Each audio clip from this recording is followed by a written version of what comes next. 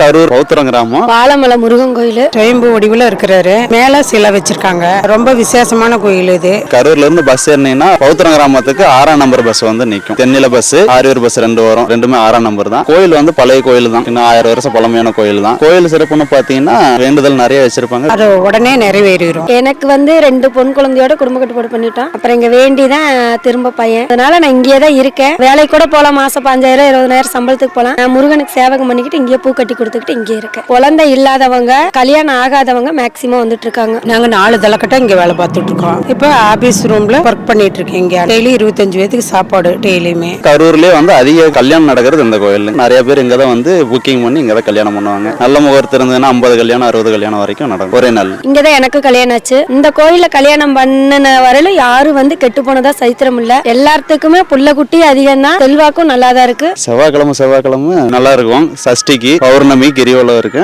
தங்கத்தேர் இருக்கு. தங்கத்தேர் ஓட்டுவாங்க. கரூர்ல இருந்து முதல்ல பஸ் வந்துட்டு இருந்தது. இப்ப பஸ் விட்டா நல்லா இருக்கும். கும்பல் நிறைய வரும்.